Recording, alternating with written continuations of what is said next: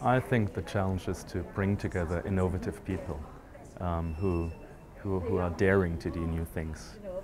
Be it my field is digital economy. That has been over the last 10 years one of the most creative environments.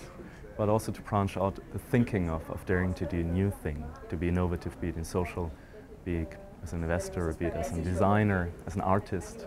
I think that is what we with the DLD brand also, which we created a few years ago, try to achieve.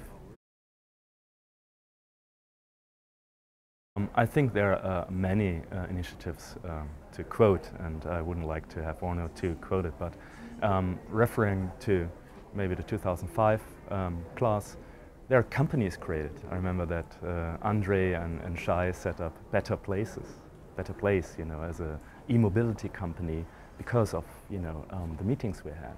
And I think entrepreneurial activity is already a very strong kind of outcome. They raised money, they left their careers and to bet on changing the world with technology and their approach.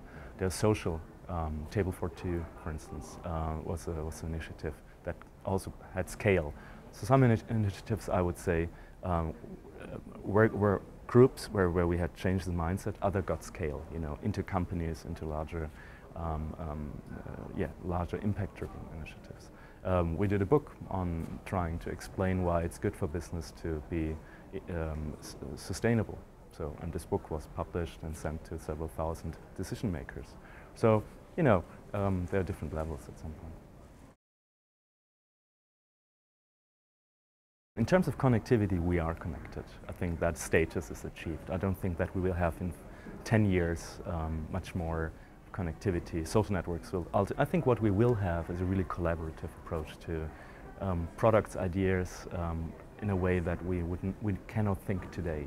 How you have a creative process, how you work with your teams, how you have not a unilateral conversation, but a multilateral conversation. You see that in companies, it's breaking off your work groups, everybody's on lists, email lists, or in social networks. So I think that will improve.